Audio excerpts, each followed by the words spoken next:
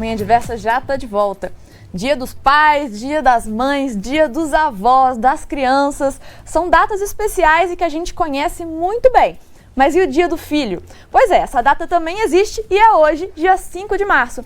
Seja de sangue ou de coração, os laços entre pais e filhos são essenciais para o nosso desenvolvimento e também na nossa sociedade. E a psicóloga Ana Paula Gomes já está aqui no estúdio com a gente, porque o assunto de hoje é esse, filhos em todas as fases da vida. Então, bom dia, Ana Paula, seja muito bem-vinda. Bom dia, muito obrigada. Bom dia. Vamos começar falando então do papel do filho. Qual que seria esse papel do filho dentro de uma família?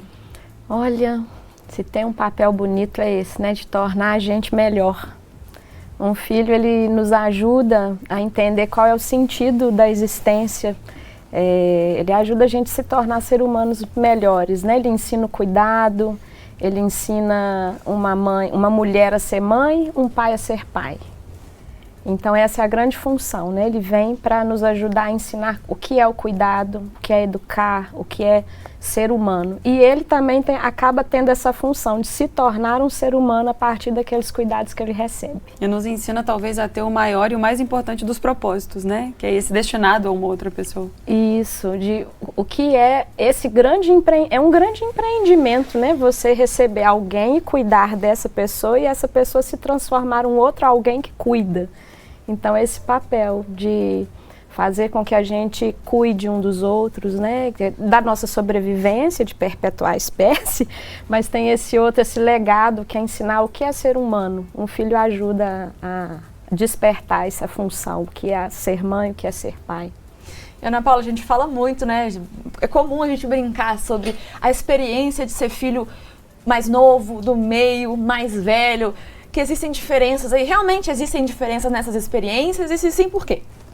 Olha, tem algumas pesquisas, né, antropológicas lá da Califórnia, da Noruega, que vão dizer que existem sim diferenças. Primeiro que aquela ideia do filho mais velho é aquele filho que seria o mais forte. E ele manteria a espécie, né, iria sobreviver, né, a sobrevivência da espécie. Então tem estudos apontando isso. Mas, se a gente for parar para pensar, né, em termos de quando é que uma família recebe o primeiro filho, como que esses pais estão, essa configuração familiar está, qual é a idade da mãe, a idade do pai, quando que eles planejam, né, essa maternidade, essa paternidade. Se a gente pensar que há essas mudanças na característica da família que recebe o filho, vão ter sentimentos diferentes, emoções diferentes relacionadas a cada filho que chega. Então não é o mesmo pai e a mesma mãe recebendo o mesmo filho. Então provavelmente há sim diferenças, né, do primeiro filho, os pais de primeira viagem, o segundo filho que já tem uma experiência, né, e como é que foi a experiência daquela família em gestar esse filho, e o último filho, o terceiro filho, é o caçulinha, né? Que digamos, daqui em Minas a gente fala rapinha do tacho, que vem às vezes temporão, né? Dependendo de quando vem na família, que é raro hoje, né? Hoje taxa de natalidade está indicando no máximo 2 filhos para cada mulher, então ter um terceiro filho já é uma novidade assim no nosso tempo, mas marca assim uma diferença da afinidade. Não é diferença talvez naquela questão de ser preterido ou preferido, né? Mas existem diferenças por conta desses momentos que a família ou que os responsáveis, né, estão também atravessando. Isso vai marcar a criação dos filhos. E a Mari perguntou, né, do filho mais novo, filho do meio mais velho, e quando a gente fala de filho único, quais que são as particularidades, Ana Paula? Muitas particularidades, né? Hoje o filho único ele está reinando no Brasil. A maioria das famílias desejam filho e quando tem filho, são filhos planejados, né? Porque hoje a tarefa de educar e tudo que abarca essa tarefa, né? As famílias estão dizendo assim, de ser muito caro um filho, né? Então, e a questão da diminuição da taxa de natalidade é muito mais comum a gente observar a construção das famílias com os filhos únicos. Então, o filho único, de um lado, ele tem toda a exclusividade do amor, da presença dos pais, né? E de um lado, ele pode sofrer também toda a expectativa e a cobrança desses pais. Então, de um lado, tem isso que é ofertado exclusivamente para ele, né? Em termos de cuidado, de carinho, de presença. É claro que a gente pensa, né, nas famílias que a gente imagina que tem uma saudabilidade das relações, mas também pode acontecer dessa exclusividade gerar muita expectativa e muita cobrança, e isso voltar para esse filho como dificuldades, às vezes, de se relacionar, de perceber também o próprio valor, de se sentir inferior ou de se sentir o superior, né? O reizinho da cocada, né? Assim, de ser o egocêntrico, né? Então tem esses riscos nesse processo de cuidar, que não é perfeito, né? A gente é filho também, a gente sabe, né? Onde que isso dói em nós também, né? E a experiência de crescer com irmãos, Ana Paula, como que isso influencia aí o nosso desenvolvimento e a pessoa que a gente se torna quando adultos? O irmão ensina a gente a dividir. Pode ensinar a dividir, dependendo da forma como os pais ou os cuidadores, né, que a gente chama aqui de pais, mas existem tantas configurações familiares, né? O irmão ensina a dividir, pode ensinar também a competir, pode ensinar também a se relacionar, né? E o filho, o filho que tem irmão, ele tem uma companhia. Ele tem uma companhia ao longo da vida, né? Para dividir com ele a experiência, né? Da convivência, das aprendizagens, do afeto, da amizade. É muito interessante ter irmãos, né? Uma família que tem irmãos é uma família que pode ser mais afetiva entre elas e dividir melhor esse afeto, esse cuidado, essa aprendizagem. E a gente recebeu a interação do Tiago, nosso telespectador de BH, que deu bom dia pelo YouTube. Então, bom dia para você, Tiago. Que bacana que você está aqui ligadinho no nosso Manhã Diversa. E você que está querendo também participar aqui do bate-papo, mandando um comentário, uma pergunta ou uma foto, né? Pais e filhos, manda pra gente que a gente quer mostrar aqui ao vivo. E Ana Paula, ainda estendendo essa conversa da Mari em relação à importância de se ter um irmão e quando não há essa figura, de que forma é possível fazer essa compensação de pontos tão importantes como os que você acabou de colocar pra gente? Então, esse cuidado, né, a forma como as pessoas, os cuidadores, eles estão ensinando, né, o filho a gerir, né, a própria vida, ensinar a perder, ensinar a ganhar, ensinar a conviver, né, isso é ser humano. Então, por exemplo, quando ele vai conviver às vezes com os primos, ou vai conviver, ter uma convivência e se socializar também na escola, acabam que esses outros pares, eles podem fazer essas funções, né? Uma criança que às vezes está convivendo com mais adultos, é muito interessante ela ter a experiência de conviver com outras crianças em outros lugares, principalmente esses lugares que são mais sociais, como a escola, às vezes o clube, ou às vezes os primos, né? E aproximar um pouco o restante dos parentes, né? Isso seria uma forma de poder ajudá-la a perceber que ele não é o centro do mundo, né? E que ele tem outras perspectivas, ele pode olhar o mundo, aprender a olhar por novos ângulos, né?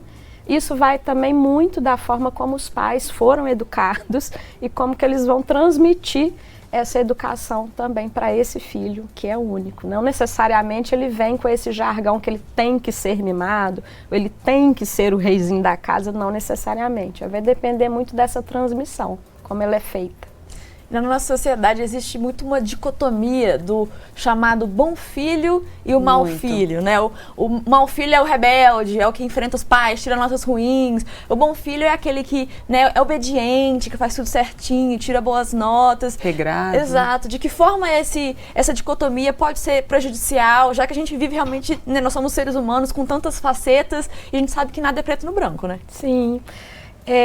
Às vezes a gente tem, para qualificar alguém ou alguma relação, a gente tende a colocar rótulos, né? Às vezes aquilo que um filho ou uma pessoa manifesta tem a ver com aquilo que ele recebeu. Então, por exemplo, ou com aquilo que ele aprendeu no ambiente, né? Se é um ambiente onde há muita crítica, se é um ambiente onde há muita dificuldade de interação e de expressão, pode acontecer disso aparecer até o mau comportamento, ou até mesmo o bom comportamento aparecer como resultado disso. Agora tem um provérbio que diz, né? Os provérbios, tem um provérbio que diz assim: o bom filho a casa retorna. Ou o bom filho dá alegria ao seu pai, o mau filho dá tristeza à sua mãe, né? Esse comportamento, ser bom, ser mal, é uma construção.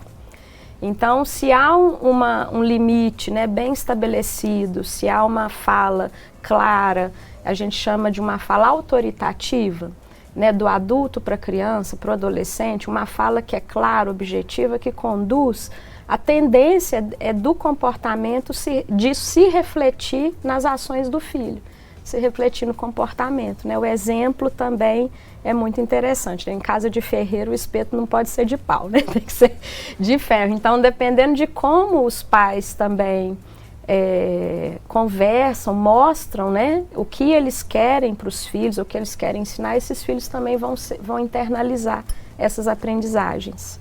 E é muito comum, Ana Paula, que os filhos achem que não são ali ouvidos pelos pais, não são compreendidos, né?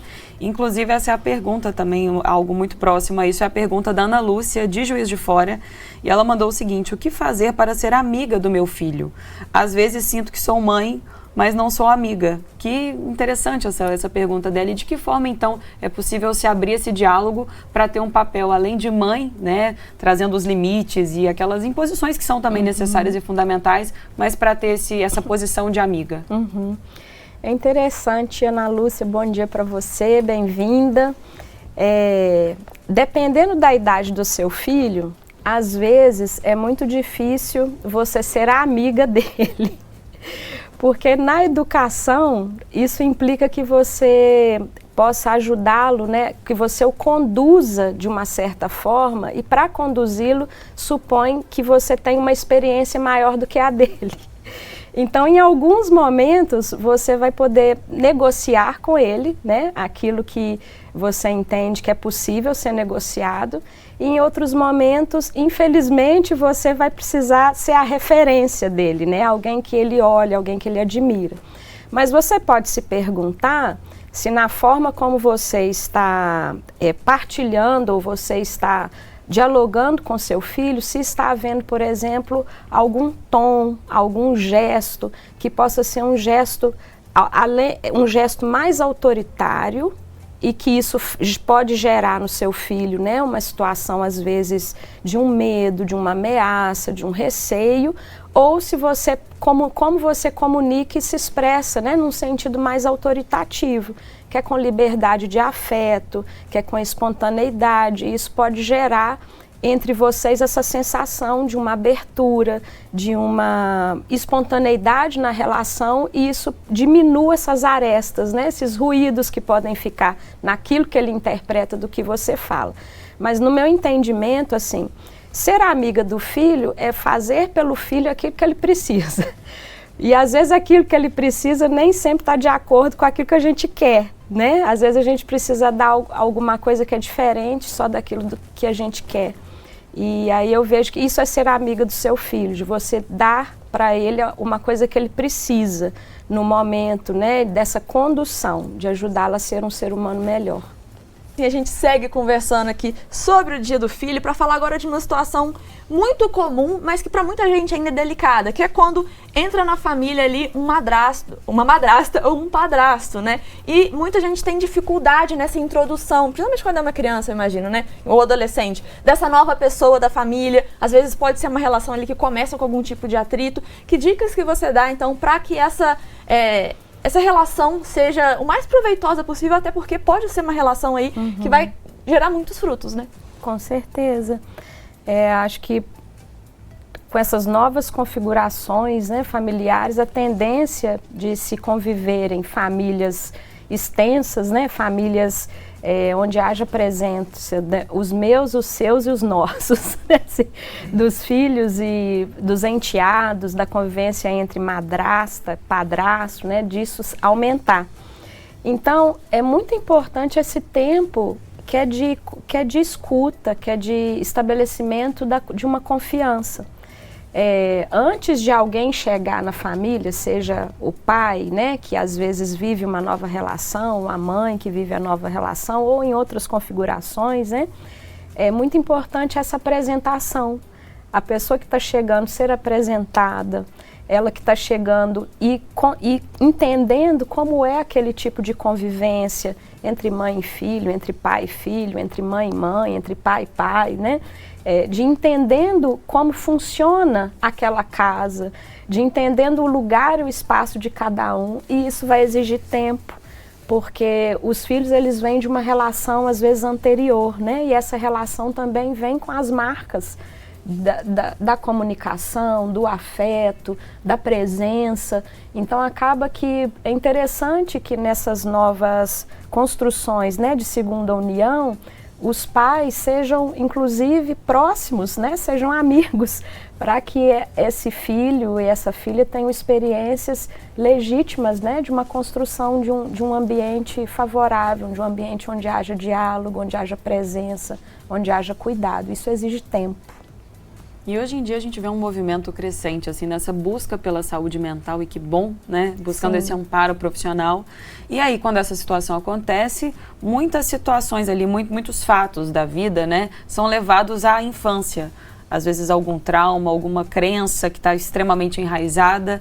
Então, assim, eu acho que isso comprova ainda mais a importância da gente estabelecer bons laços, né, e boas relações, para que lá na frente isso demande menos retrabalho, né? Exatamente, olha... A gente guarda as marcas e traz as marcas, né, desse primeiro lugar onde a gente foi recebido para a vida toda. Como a gente vai olhando para essas marcas é que é a questão, né? O que a gente escolhe fazer com isso. Às vezes é muito interessante, né, quando a família está vivendo ou essa novidade, dessa expansão, né, por a chegada de um filho, ou às vezes a chegada, né, de uma nova relação. Pode ser interessante, inclusive, a família passar por um processo de psicoterapia ou aconselhamento de casal e família. Que isso, inclusive, pode ajudar nesse processo de escuta, nesse processo de compreensão e nessa construção do que a gente chama de pertencimento, né? Eu pertenço a essa família, eu pertenço, as pessoas estão me escutando, eu pertenço a esse lugar, né? E isso pode ajudar também a diminuir as arestas, né? Das relações, que é comum em qualquer relação, a gente se adaptar ao outro, né? A gente suportar aquilo que é difícil.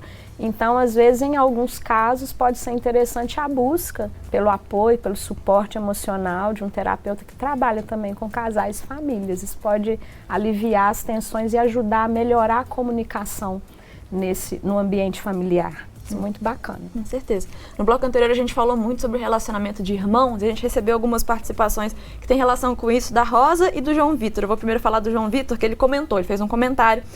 João Vitor...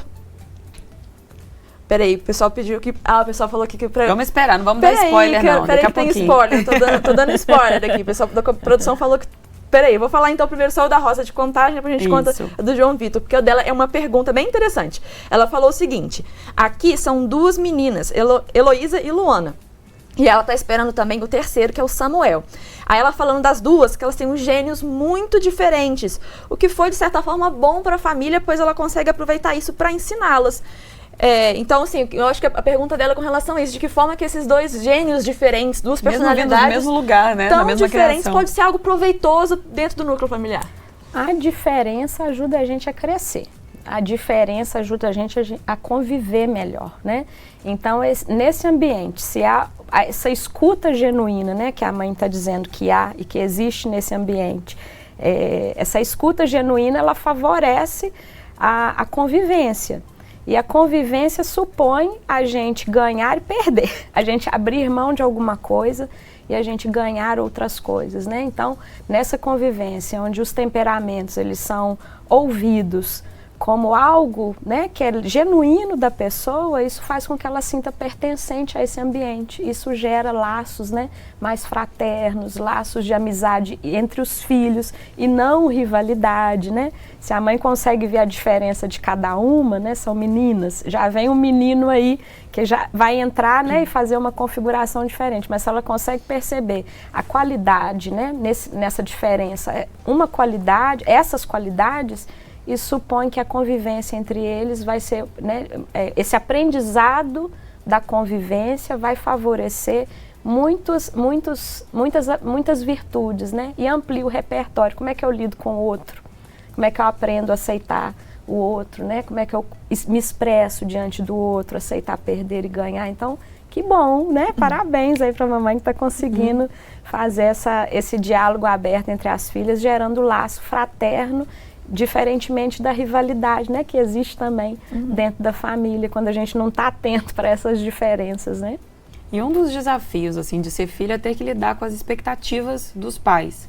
De que forma, Ana Paula, a gente pode, em geral, assim, fazer as pazes com essas expectativas e o contrário também, as expectativas dos filhos em relação aos pais, né? Porque muitas vezes se esquece de que são seres comuns, falhos, e que não são só pais e mães, né? São também indivíduos, esposa, marido. Outro dia eu estava lendo um livro de um médico, achei super interessante, ele é médico e psicoterapeuta. Ele tem um título assim, Educar entre a urgência e a necessidade. E ele fala que o erro, né? O erro ele está literalmente impresso nas nossas relações, né? Que a gente precisa aceitar que a gente erra. E a expectativa, ela vem como algo além, né? Como se fosse, ela pode estar ligada a uma projeção. Às vezes o filho passou por uma situação na própria família, né? Na família primeira, e ele projeta nos próprios filhos aquilo que não foi cumprido nele. Né? E às vezes essa projeção pode ser que o filho aceite, né? Essa projeção como um cuidado, e pode ser que o filho não aceite essa projeção, isso seja uma cobrança, né? Sempre não ser reconhecido como é, né? E isso é claro que pode gerar muitos distúrbios. Então, uma forma de fazer as pazes com a expectativa, se é que a pessoa tenha consciência disso, se ela tiver consciência, seria no caso mudando a atitude. Né? O que pertence ao filho, o que pertence ali ao pai, enquanto filho também, enquanto homem, enquanto mulher. O que é dele? O que ele precisou cumprir ou ele precisa rever, né? E que é com ele, não é com o filho, e abrir espaço para que o filho possa fazer o próprio caminho. Então é uma revisão pessoal profunda, né? Faz isso quem tem um conhecimento profundo. Se isso às vezes não estiver muito claro, aí mais uma vez é muito interessante ter ajuda. Porque às vezes isso é tão impositivo que faz com que as relações percam a qualidade, né? Se percam. A gente vê muito isso principalmente quando o jovem está ali tentando fazer o projeto de orientação vocacional, né? Que às vezes o filho, por exemplo, quer fazer alguma profissão e o pai e a mãe querem que ele seja outro, né? Que faça outro para cumprir aquele papel. Ah, mas eu queria tanto ser tal profissional e você não vai fazer isso, você vai, né, me torturar se você não fizer. Então, isso depende muito da pessoa estar assentada nele mesmo, né? Dela fazer as pazes com a própria história. Essas expectativas diminuem.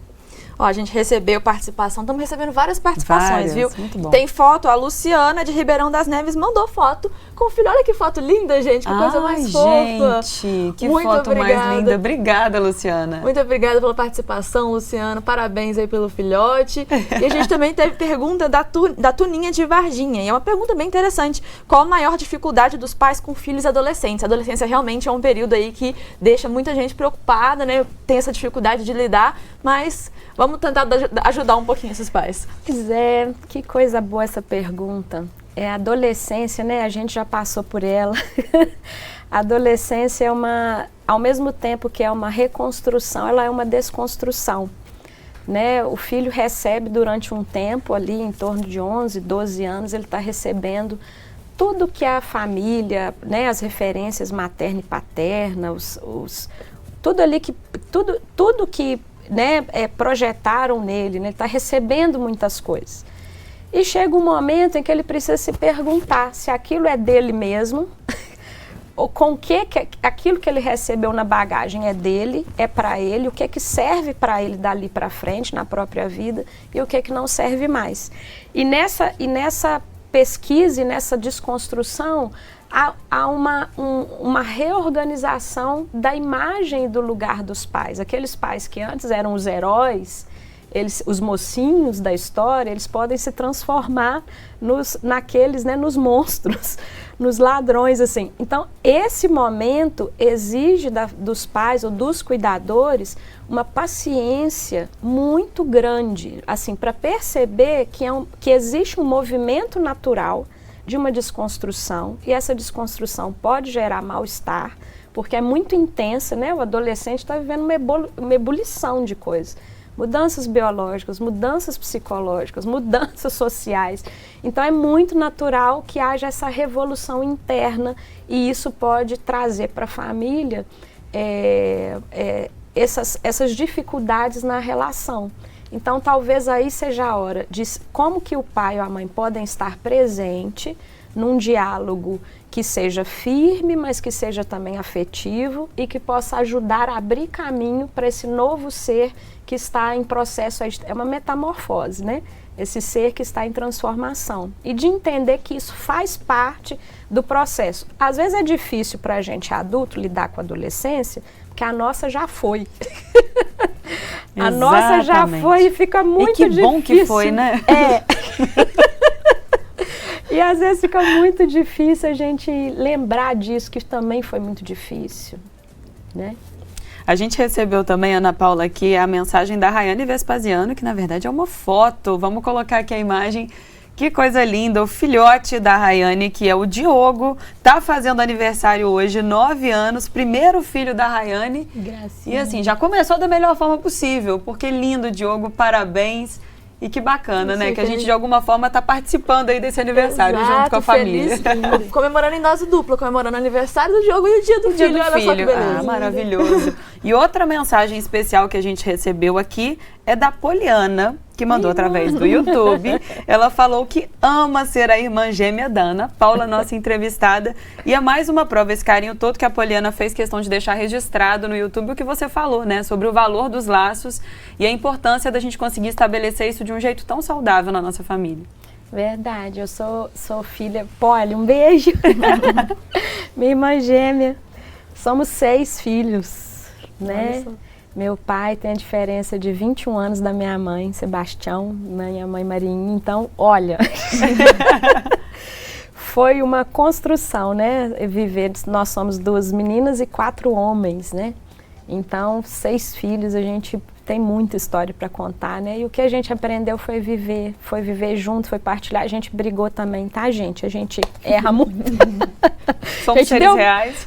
Demos muito trabalho para mames, mas a gente aprendeu muito, a gente se ama muito, né? E tem os irmãos que a gente acaba tendo mais afinidade, né? A minha irmã gêmea, não tem como.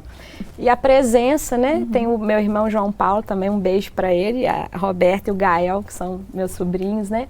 A Roberta, esposa, Gael, meu sobrinho.